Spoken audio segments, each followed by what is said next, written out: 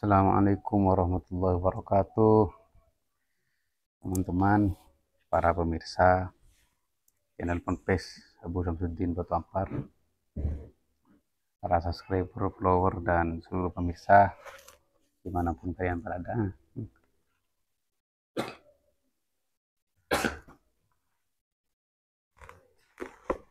Ada urut nomor ini sudah selesai, alhamdulillah. Bukunya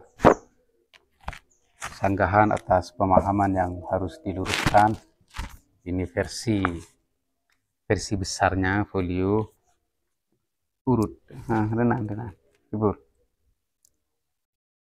urut dari nomor urut 1. Ini versi bukunya, jadi ini gini nanti tebal. Sekitar bagian pertama itu sekitar 200-an, 200 lebih, terus versi kedua 100 berapa, urut nomornya ya urut ya.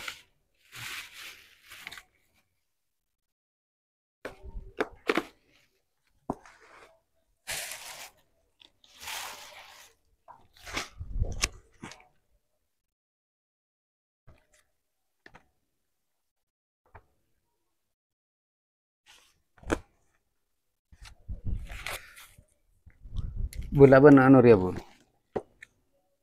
natar ya bun. Jadi halaman 2. Nah, ada 5 di sini 160 berarti hari jadi kinatan deh ya. 5 6 7, tapi jadi tidak bolak-balik. 9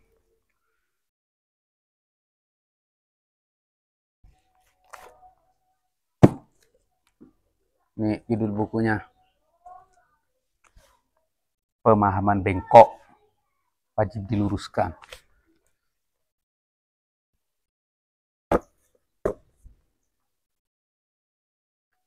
Jadi penelitian nasab itu, penelitian apapun itu akan mewariskan sebuah ilmu yang tidak terduga. Nah, kemarin saya sakit butun. Jadi sekitar seminggu duduknya miring, makanya absen berapa hari ini, duduknya miring karena sakit butun katanya orang Madura, seki. Di sakit seki, absen selama seminggu, terus banyak kesibukan. Di saat merenung, al halalu bayyin wal haramu bayyin wa ma bainahuma umurun mutasyabihat. Kalau diartikan secara zahir, halal itu jelas, haram itu jelas, dan di antara keduanya adalah perkara-perkara yang rancu, perkara-perkara yang tidak jelas. Jadi akhirnya saya merenung, berpikir bahwa hadis ini ada dua khitab penyampaian. Yang pertama, bagi orang-orang yang tahu, bagi orang-orang yang alim, kaum santri, bahwa halal itu sudah jelas, mereka tahu semua. Haram itu juga sudah jelas, mereka tahu semua. Dan di antara keduanya adalah perkara yang tidak jelas, rancu. Oleh karena itu, telitilah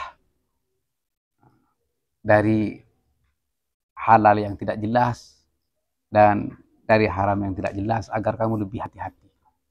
Nah, ini versi yang pertama. Versi yang kedua, jadi ini versi yang pertama, sorry, saya ulangi. Versi yang pertama artinya ala dhahiril lafdhi. Artinya ala dhahiril lafdhi. Kenapa ala dhahiril lafdhi? Ya, al halalu bayyin, haram, al halalu bayyin, halal jelas. Al haram bayyin, dan haram jelas. Ini ala dhahiril lafzi.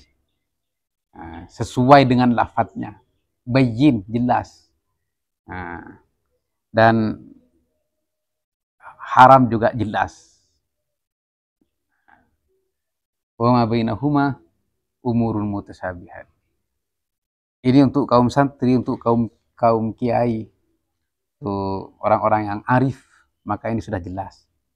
Nah, sekarang untuk orang awam. Awamun nas. Al halalu anta tubayyinuhu wal haramu anta tubayyinuhu wa ma bainahuma umurun mutasyabihat. Jadi haram halal itu kalian jelaskan kepada orang awam. Ini yang halal. Juga haram itu kalian jelaskan kepada orang-orang awam. Ini sesuatu yang haram. Di sini. Jadi kenapa Allah Subhanahu wa taala memuji orang-orang yang alim, orang-orang yang berilmu, sampai tentang persaksian syahadah. Allah Subhanahu wa taala menjadikan orang-orang yang alim itu berada di urutan ketiga.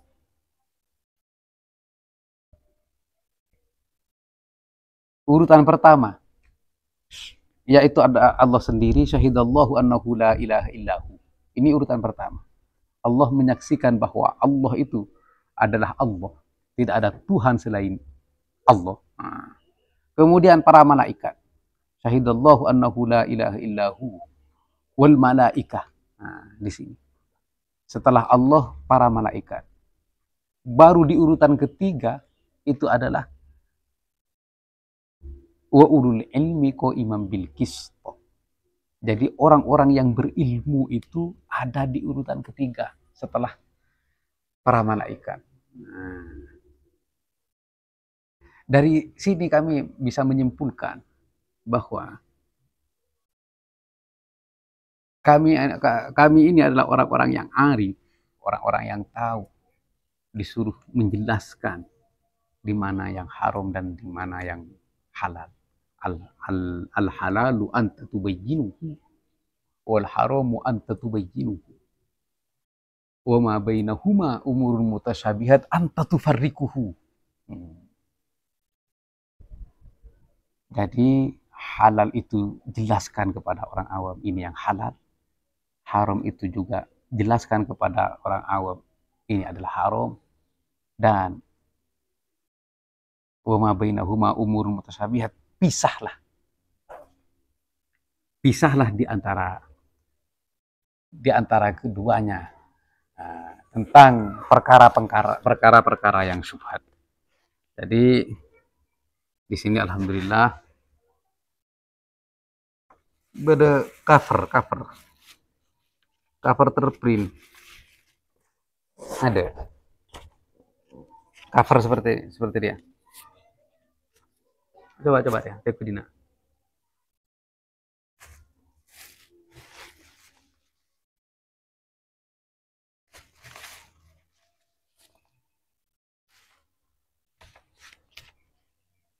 Jadi cover lengkap, makanya di sini ini masih keker. Beda cover nggak dia, tapi lengkap.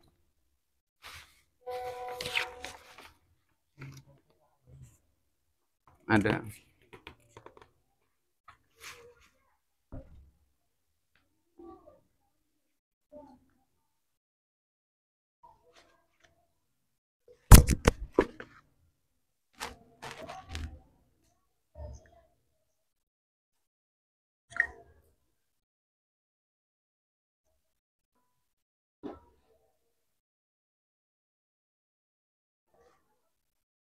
Jadi apa yang bisa kita petik dari al-halalu bayyin wal haramu bayyin wa ma bainahuma umurun mutasyabihat dalam menghadapi polemik nasab ini? Jadi ada 3 hal. membatalkan nasab itu jelas haram, masuk kepada al-haramu bayyin.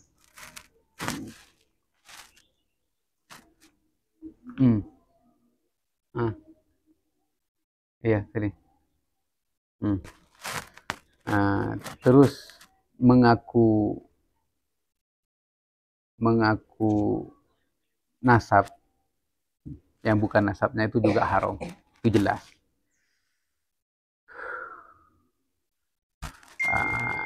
Jelas kan? Terus menjaga nasab mulia baginda itu dianjurkan. Ini yang halal. Wa ma bainahuma umurun mutasyabihat. Jadi di antara yang halal dan haram ada sesuatu yang rancu. Ini yang harus kita teliti. Ini yang harus kita pisahkan. Ini singsal ini. Ini sebenarnya di sini ada cover belakang, tapi ini enggak ketemu. Di situ ada kata-kata. Kata-kata menganjurkan untuk memisah di antara sesuatu yang rancu. Dipisah harus ya diteliti dengan keilmuan. Diteliti dengan keilmuan dan diperjelas kalau memang yang rancu, yang syubhat ini harus diperjelas dan harus dipertegas. Jadi jangan marah kalau kami berusaha dan membantu untuk memperjelas sesuatu yang syubhat, sesuatu yang tidak jelas untuk diperjelas dengan diteliti. Makanya harus kembali kepada Al-Quran dan Al-Hadis sesuai dengan firman Allah Subhanahu wa Ta'ala, fa in tanaza'tum fi syai'in farudduhu ilallahi wa rasulih. Jika kalian bersengketa, berdebat atau silang pendapat antara sesuatu, maka kembalikanlah kepada Allah dan Rasulnya, kembalikan kepada Al-Quran dan Al-Hadis. Jadi sekilas saya spin, isi bukunya seperti ini. Di sini ada 2 tag warna yang berbeda, yang merah dan yang hitam. Ini bab-babnya seperti ini. Saya spill sebagiannya. Ini babnya seperti ini. Nah, ini babnya seperti ini. Jadi ini buku kami yang terbaru untuk menjawab buku yang berjudul Pemahaman Harus Diluruskan, dengan judul Pemahaman Bengkok. Pemahaman bengkok itu gini ya, kalau yang bengkok ya harus diluruskan. Jadi alhamdulillah, ini kemarin ambisi nulis untuk menjawab dan membela pernyataan-pernyataan yang dinisbatkan, dipalsukan kepada para wali Allah, seperti Ibnu Arabi dan Syekh Abdul Qadir Jailani. Itu juga ada buku-buku para pembela wali Allah, sampai 1 buku itu hanya membela wali Allah. Iftiraat Syekh Abdul Qadir Jailani. Iftiraat, pemalsuan yang dinisbatkan kepada Syekh Abdul Qadir Jailani. Pemalsuan yang dipalsukan kepada Ibnu Arabi. Pemalsuan yang dipalsukan kepada Abu Yazid Al-Bustami. Jadi sekarang bukan cuma di Indonesia, di Timur Tengah pun sekarang sudah menjadi polemik pernyataan-pernyataan palsu yang dipalsukan kepada para wali Allah. Oleh karena itu kemarin Syekh Ali Jum'ah dibantah oleh seorang ulama dari Maroko ketika Syekh Ali Jum'ah berstatement bahwa siapapun yang mengkritik Ibnu Arabi itu adalah ghalil adab, itu katanya Syekh Ali Jum'ah. Ini bukan cuma di Indonesia, ini di Timur Tengah sekarang lagi sengit tentang Ibnu Arabi. Nah, dari sini kenapa kami berkecimpung dalam polemik ini?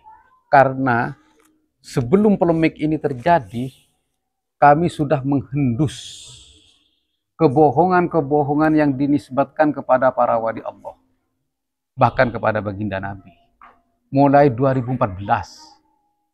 Mulai 2014 itu saya sudah meneliti. Kok ada skandal gerakan batiniyah yang mengaku Ahlul Bait, yang mengaku wali, tapi dakwahnya itu menyimpang dari agama, seperti menghalalkan sesuatu yang haram karena alasan wali, merobek batasan-batasan tauhid, bahkan undang-undang syariat hanya karena mengaku kekasih Allah atau paling berhak atas baginda Nabi dan atas agama bahkan. Ini tidak boleh didiamkan. Ya, karena itu saya meneliti sejarah-sejarah skandal-skandal batiniyah ketika datang dari Yaman ke Madinah menghadap kepada Sayyidina Utsman Abdullah bin Saba al-Yamani itu. Abdullah bin Saba al-Yamani as-Sabai itu Yaman. Negeri Saba itu Yaman. Satu orang datang ke Yaman. Astagfirullahaladzim. Satu orang datang ke Madinah dan mengobok-ngobok orang-orang Madinah sampai Sayyidina Utsman dikudeta hanya dengan tuduhan mentahrif Al-Quran, dan Sayyidina Utsman dituduh nepotisme.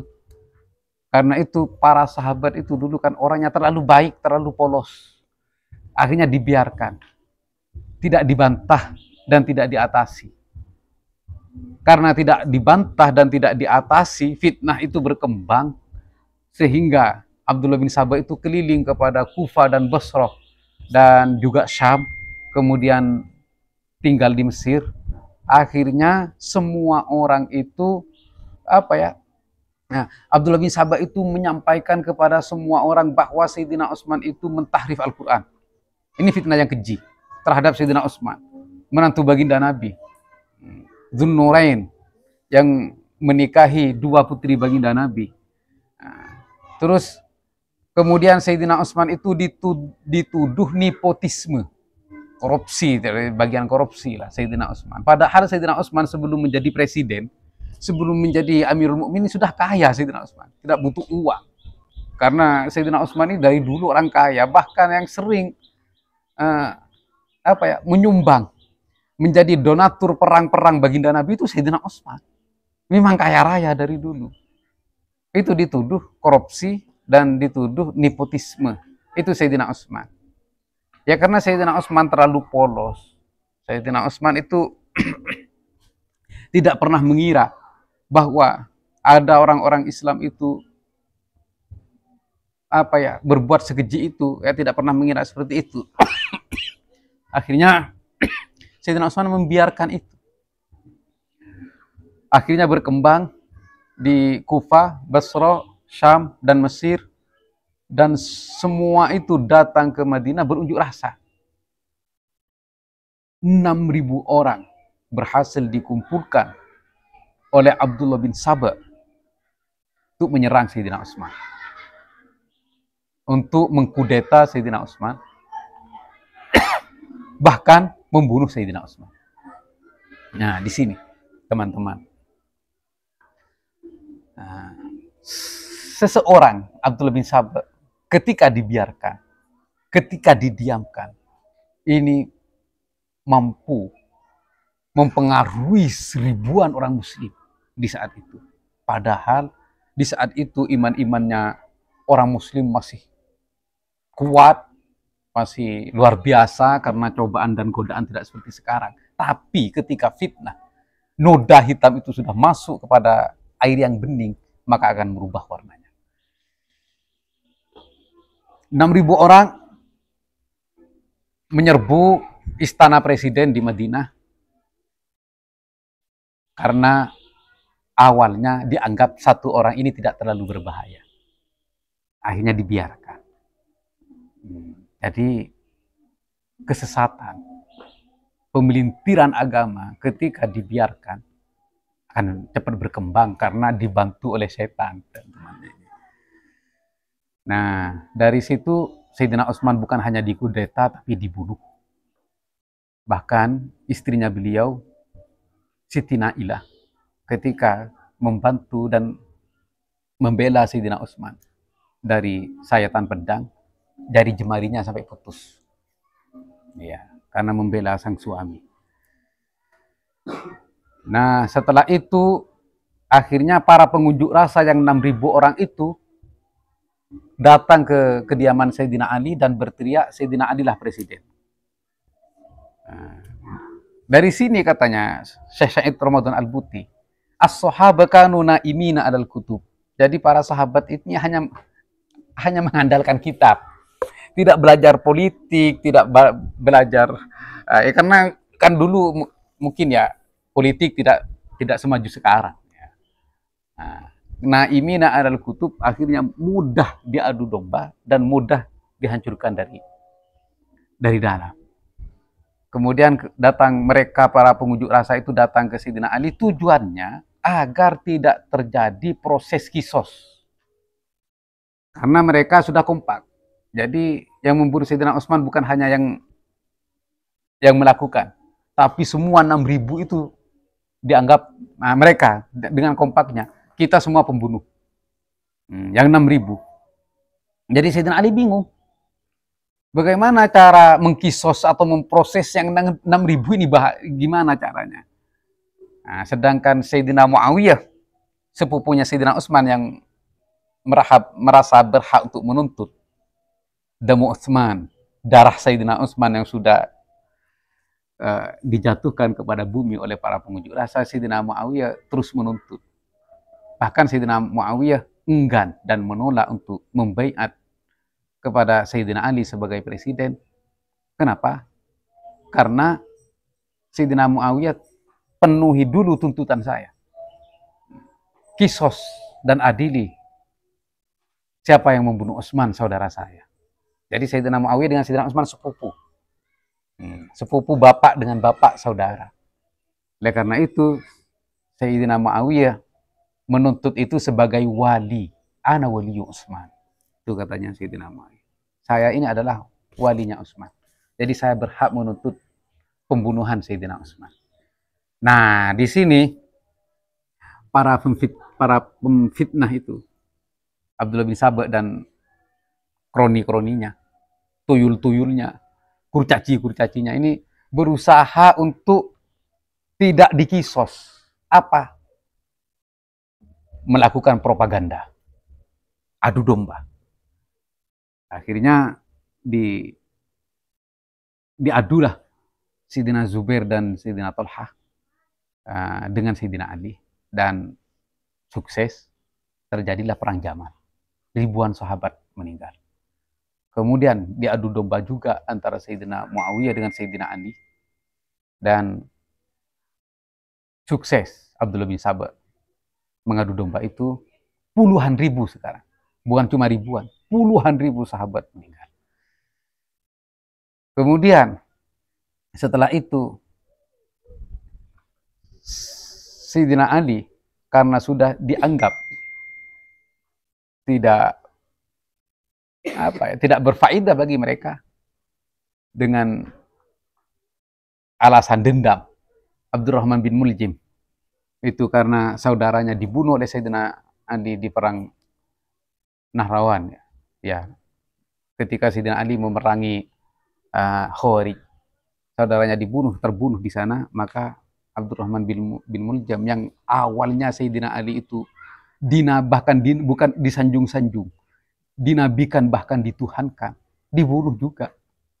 Ini sama dengan kasusnya Nabi Isa bin Maryam yang awalnya dipuji-puji, disanjung-sanjung, dituhankan, kemudian dibunuh. Mirip, walaupun beda alasan atau beda sebab. Jadi di sini mirip. Sayyidina Ali dibunuh oleh Abdurrahman bin Muljim. Dan kemana perasaannya kemana ketika membunuh Sayyidina Ali?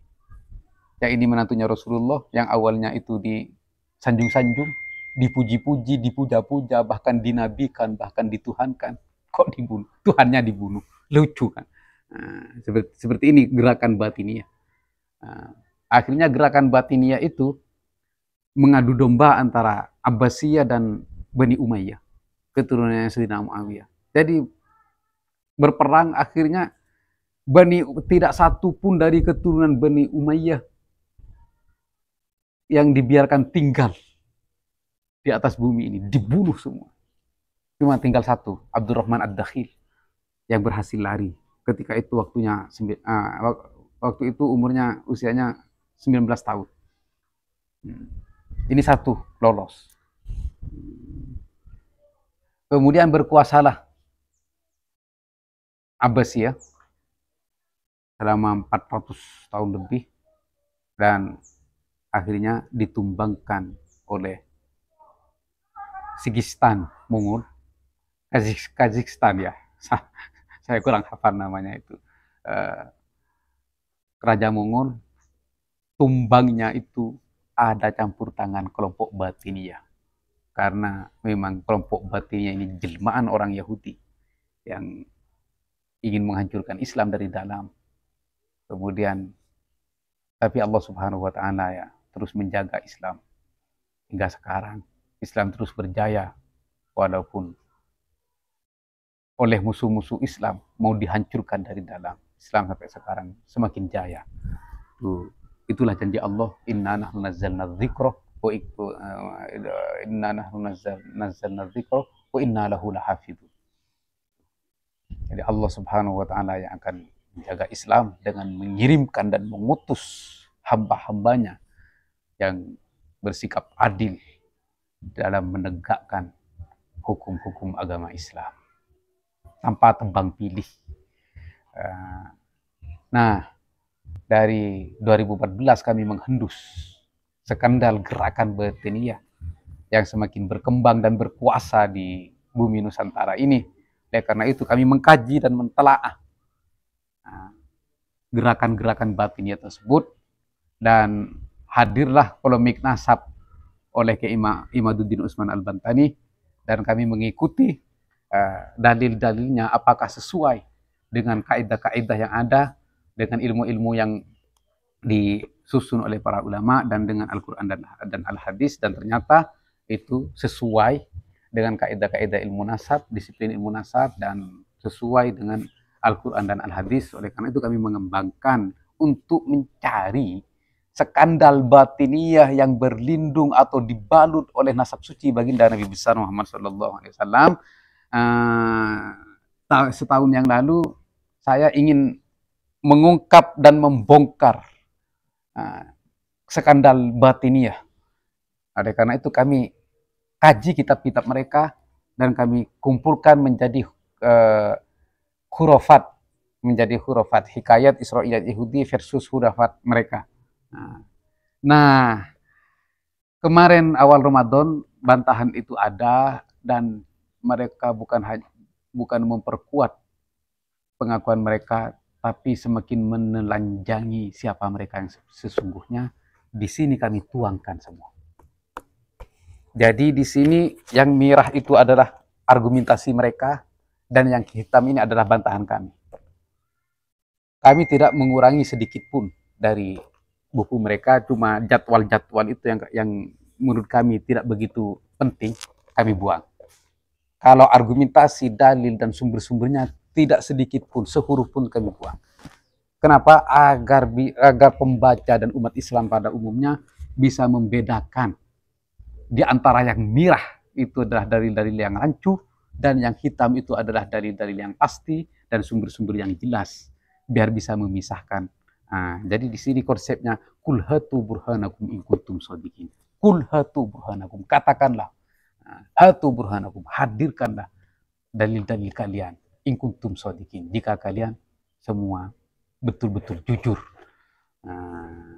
Jadi insya Allah ini hadirnya buku ini menghadirkan dalil-dalil andalan kaum Ba'alawi dan sumber-sumber andalan kaum Ba'alawi kami salin di sini dari buku mereka, dan berikut bantahan kami dengan teks yang berwarna hitam. Jadi seperti ini, teman-teman.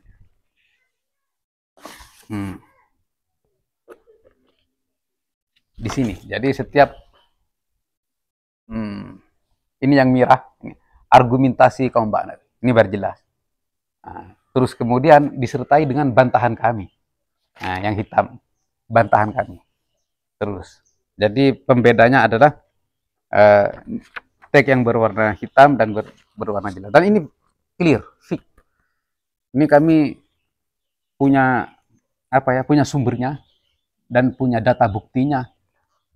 Argumentasi mereka yang kami salin, kami sudah simpan berbentuk PDF. Takut nanti kami dituduh mengada-ngada atau mengadu domba. Tidak, ini fix, clear. Sumber datanya, kitabnya, bahkan PDF-nya sudah ada di sini.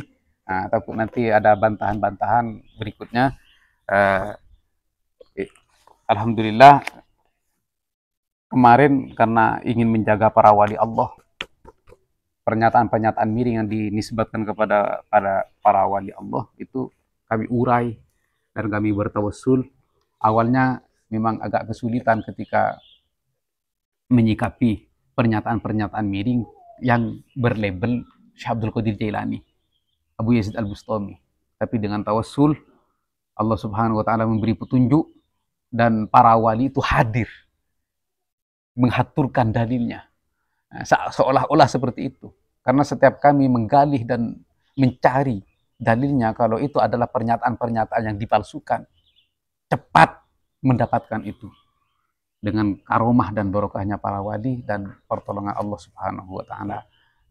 Hingga tanpa terasa buku ini mari susunanya. Oh, sejadi. Dia ceritakanlah dari saya. Jadi ada soson kayak bener. Jadi akhirnya di sini ya karena terus nulis semangat, akhirnya 517 halaman. Waduh, harus dipangkas. Karena kalau versi laptop 507 halaman bisa jadi 800 lebih nanti kalau dibukukan seperti ini. Hanya dipangkas menjadi 276 halaman versi laptop, versi bukunya menjadi 300 lebih halaman. Mudah-mudahan ini menjadi penyampaian yang bermanfaat untuk menjaga agama dan melindungi umat dari penyesatan massal. Sekian. Wallahul muwaffiq ila aqwamit thoriq. Wassalamualaikum warahmatullahi wabarakatuh.